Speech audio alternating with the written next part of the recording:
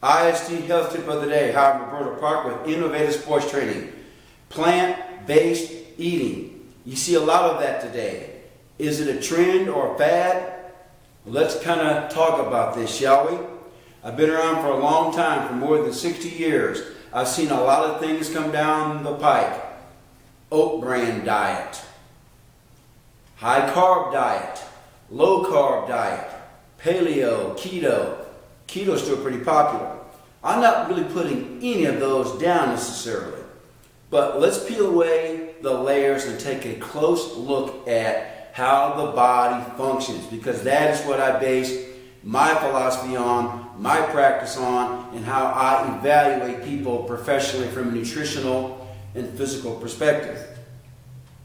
Now, first of all, I've said this many, many times. If you watch any of my podcasts or read my articles on my blogs, all of us are biochemically different.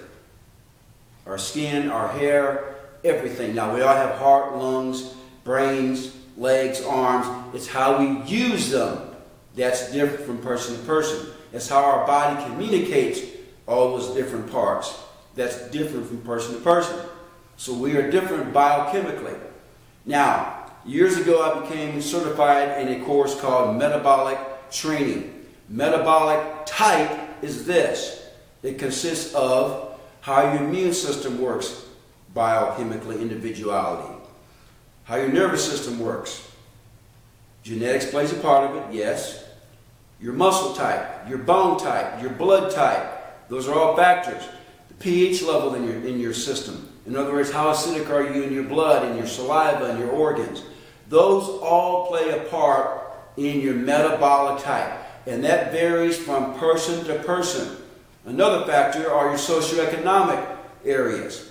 Now, you take an Eskimo who lived in North Pole 500 years ago.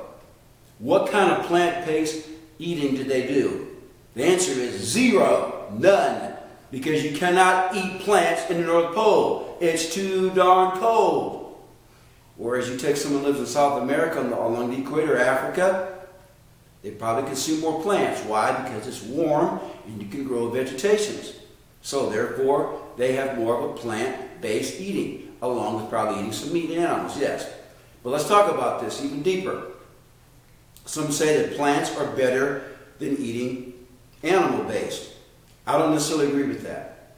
I believe that all of us, whether it's 70-30, 80-20, 60-40, we can consume, based upon, once again, our metabolic type, we can consume a certain percentage of plants and a certain percentage of animals. Human beings are omnivores.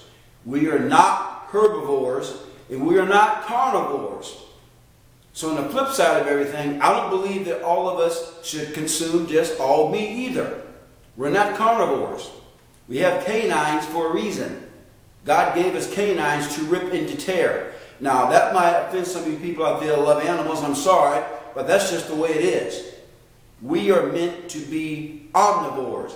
Now, having said that, if you want to go through certain phases of your eating in your life where you want to do some detoxification and stay away from meat for a few weeks or a few days or maybe a few months, that's fine. I'm not opposed to that. On the other hand, if you're an athlete who's trying to really bulk up and mass up, maybe to play professional football or for the Olympics, and you want to get more into the carnivore way of eating, that's fine too. But don't stay there all of your life. Peel away the layers once again. Let's look at the micro ingredients of these plant-based marketing products that are out there. Are they sitting on a shelf? The answer is yes, most times. In order for them to sit on the shelf, what must they do to those products? It's called preservatives. Once again, preservatives are artificial. Do you want that in your system? If you're going to eat plants, the best way to do it, and I know it's not always the most convenient, pull it right out of the ground, shake a little dirt off, and eat it. That's the best way to do it. Getting back to how we lived as human beings in the wild. People who lived in the wilderness, we are all descendants of that. We are basically cave people with suits and ties and with dresses. That's what we are. We are meant to be mobile. We are meant to live in the wild. We are meant to hunt. We are meant to go out and kill it and drag it home. That's how our bodies are really designed. But those people in times of starvation, they didn't eat sometimes. When it was extremely cold, guess what? They mainly ate animal meat. When it was warm, they ate maybe more nuts and berries. Once again, it's a balance, folks. Don't get caught up in this plant-based solves everything type of nuance. It's not going to work. Now, feel free to disagree. That's totally up to you guys. I'm giving you my professional perspective of over 35 years of training people. I've been certified to read lab work and do nutritional evaluations and consultations. I've looked at many people's lab results. I've looked at and sat down with many consultation sessions with individuals to figure out what they're doing in their life. And there are some people who do very, very well on more plant-based foods, but maybe just a little bit animal-based. And there's some people who do very well in eating more animal source as opposed to plant source. So I know that it all is about balance and biochemical individuality. Hey guys, thanks for listening. I hope I answered some of your questions.